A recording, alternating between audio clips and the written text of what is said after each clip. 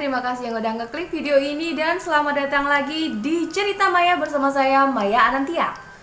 Baik, untuk episode kali ini saya akan membahas sedikit melenceng dari hal yang biasanya kita bahas, yaitu tentang seorang hero yang sangat terkenal di game Mobile Legends, namanya adalah Kadita.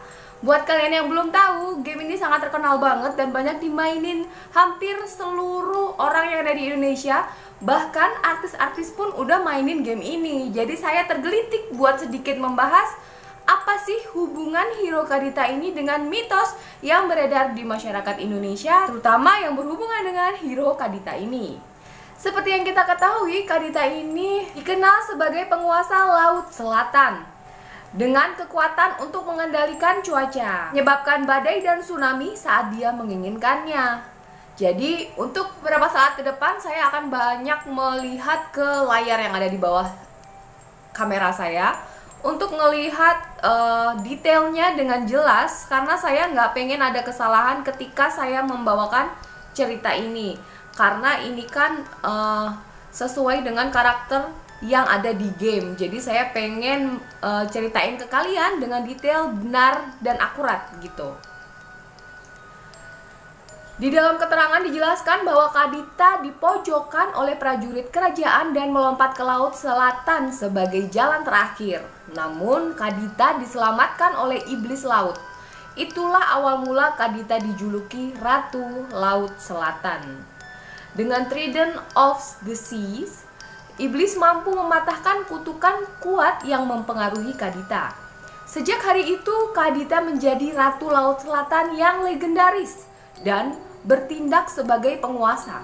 Sebelumnya, Ratu Laut Selatan ini dikenal karena penampilannya yang mempesona. Dia adalah seorang putri cantik dari kerajaan Jawa yang dikagumi oleh semua orang. Sebagai pewaris raja, anggota keluarga kerajaan iri padanya dan berencana untuk menjatuhkan Kadita dengan cara meminta seorang penyihir untuk mengutuk sang putri. Raja telah mencoba segalanya untuk menyembuhkan putri kesayangannya, tapi itu tidak ada gunanya. Seiring waktu, kekaguman untuk Kadita memudar. Orang-orang mulai membencinya dan menuduhnya sebagai penyihir terkutuk karena penampilannya yang mengerikan dan menyebabkan Kadita harus diusir dari kerajaan untuk mencegah rumor tentang kerajaan. Ya, itu tadi cuplikan cerita dari kisah asal-muasal dari mana hero Kadita ini diciptakan. Cuman, yang pengen saya bahas sebenarnya inti dari poinnya ini bukan hero-nya, tapi dari mana inspirasi hero tersebut didapatkan. Seperti yang sudah dijelaskan di artikel sebelumnya yang saya baca dari sumber berita terpercaya saya, Kadita ini disebut dengan Ratu Pantai Selatan, ya kan? Sedangkan di Indonesia sendiri ada mitos mengenai Ratu Pantai Selatan. Ya, jadi Mobile Legends ini terinspirasi dari kisah legenda yang sudah dikenal oleh masyarakat Indonesia. Yang akan kita bahas adalah sosok yang dibahas di balik terciptanya hero Kadita ini. Ya, betul sekali. Kita akan bahas seputar apa aja mitos tentang Ratu Laut Selatan pada hari ini. Dan tentu saja untuk mengurangi tingkat kesalahan ketika penjelasan ini saya lakukan, saya akan kembali banyak menatap layar yang ada di depan saya untuk menjelaskan kepada kalian semuanya, biar kalian paham. Jadi dengarkan baik-baik dan selamat mendengarkan ceritanya. Nyi Roro Kidul menjadi sosok sentral pantai selatan Jawa yang keberadaannya masih menjadi misteri. Tak sedikit masyarakat meyakini sosok gaib itu benar-benar ada dan bersemayam di selatan Pulau Jawa. Namun ada pula yang beranggapan Nyi Roro Kidul tidak lebih dari sosok rekaan warisan cerita orang-orang tua zaman dahulu. Banyaknya cerita mistis yang beredar tersebut seolah makin mengkokohkan keberadaan sang ratu. Mau tidak percaya, namun berbagai peristiwa maupun penampakan kerap terjadi. Sehingga hal tersebut seperti menguatkan eksistensi Nyi Roro Kidul. Kisah seram tentang pantai selatan dan penunggunya tak henti menjadi kontroversi. Berikut beberapa mitos yang diyakini tentang keberadaan Nyi Roro Kidul. 1. Nyi Roro Kidul pernah hidup di abad 13. Banyak versi yang mengatakan tentang jati diri sang ratu. Ada yang mengatakan Nyi Roro Kidul merupakan keturunan Raja Erlangga dari Kahuripan hingga keturunan Raja Kediri Jayabaya. Terdengar pula cerita Nyi Roro Kidul merupakan putri mahkota dari Kerajaan Galuh yang pernah hidup pada abad 13. Namun yang paling santer dipercaya, Nyi Roro Kidul merupakan putri dari Kerajaan Pakuan Pajajaran. Raja bernama Raja Prabu Siliwangi memiliki banyak anak, salah satunya bernama Putri Kandita yang sangat cantik jelita, mewarisi dan memiliki sifat ayahnya yang sangat bijaksana.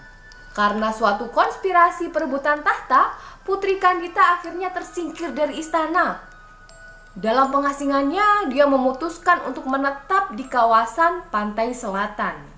Di sana ia menyatu dengan pepunden laut selatan hingga kemudian Putri Kandita berhasil menguasai gaib kawasan tersebut hingga bersemayam di tempat itu dan mempunyai gelar Nyi Roro Kidul. Nah, jadi menurut aku di poin yang pertama inilah dimana kisah Hero Kandita ini diambil, ya kan teman-teman. Namanya aja mirip antara Putri Kandita dan Kadita. Dan keduanya sama-sama mempunyai cerita berhasil menguasai Laut Selatan. Jadi begitu, ya kan. Pinter juga nih game, bisa mengambil hatinya orang-orang Indonesia karena siapa yang nggak kenal, ya kan, Putri Laut Selatan. Lalu kita akan bahas kisah yang kedua tentang Nyi Roro Kidul. Kisah yang menyebutkan Nyi Roro Kidul berasal dari Kerajaan Galuh. Ia dilahirkan permaisuri Ratu Ayu. Ketika bayi, ia sudah dapat berbicara layaknya orang dewasa dan mengatakan kelak akan menjadi penguasa gaib tanah Jawa dan bersemayam di pantai selatan.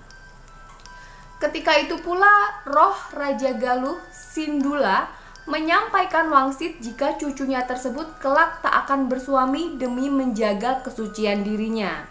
Yang bisa menikahi cucunya itu adalah hanya raja-raja di tanah Jawa.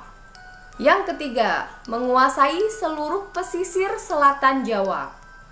Kekuasaan Nyi Roro Kidul sepanjang pantai selatan terbentang dari Jawa bagian timur hingga barat. Namun ada dua tempat yang disakralkan, yaitu Pantai Parangkusumo di Bantul dan Pantai Pelabuhan Ratu Jawa Barat. Pantai Parangkusumo diyakini sebagai pusat kerajaan gaib Sang Ratu. Posisi Pantai Parangkusumo, Keraton Yogyakarta, Gunung Merapi merupakan satu garis lurus yang memanjang dari selatan ke utara. Sedangkan kawasan Pantai Pelabuhan Ratu konon merupakan tempat persinggahan Nyi Roro Kidul. Tak jarang sosok gaibnya sering terlihat menampakkan diri dengan mengendarai kereta kencananya. Yang keempat, pantangan pakai baju warna hijau. Ada pantangan yang diyakini harus ditaati oleh siapa saja saat berada di kawasan pantai selatan, yakni larangan mengenakan pakaian warna hijau. Konon, siapa orangnya yang memakai pakaian berwarna hijau pasti akan terseret ganasnya ombak pantai. Hijau diyakini sebagai warna busana kebesaran Sang Ratu, hingga dia saja yang berhak memakainya di tempat itu. Mereka yang melanggar larangan dan hilang ditelan ombak pantai selatan akan dijadikan pasukan gaib Nyi Roro Kidul. Poin kelima, petilasan Selo Gilang. Di kawasan Pantai Parangkusumo terdapat sebuah petilasan berupa batu yang oleh warga sekitar sering disebut Selo Gilang. Konon batu ini tempat bertemunya Nyi Roro Kidul bersama Danang Sutawijowo, yang tidak lain merupakan Panembahan Senopati pendiri Kasultanan Mataram. Di tempat ini pula diyakini terjadi perjanjian antara Ratu Kidul dengan Panembahan Senopati untuk saling menjaga keberadaan pantai selatan maupun Keraton Mataram. Tempat ini kini sering diziarahi untuk melakukan ritual, terutama pada malam Selasa atau Jumat Kliwon dan saat jelang 1 Suro. Ya teman-teman, itu tadi seputar mitos tentang Ratu Laut Selatan. Jadi udah ketemu nih hubungannya. Apa hubungannya si hero Kadita dengan Ratu Pantai Selatan yang ada di Indonesia, khususnya di Jawa ini? Udah ketemu ya. Jadi memang ada mitosnya bahwa dahulunya Ratu Pantai Selatan ini pernah hidup pada abad 13 dan dia bernama Putri Kandita. Jadi dari situ mungkin diambil inspirasinya buat menciptakan sebuah hero. Nah gitu teman-teman, buat kalian yang ngeklik video ini karena kalian pecinta Mobile Legends, terima kasih banyak ya. Kalian bisa tahu nih mitos seputar hero yang diciptakan di Mobile Legends. Terima kasih yang udah nonton video aku hari ini. Buat kalian yang belum subscribe, silahkan subscribe. Buat kalian yang belum like, tolong di like ya. Buat kalian yang pengen komen, silahkan komen apa aja di bawah. Aku tunggu dan bakal aku respon.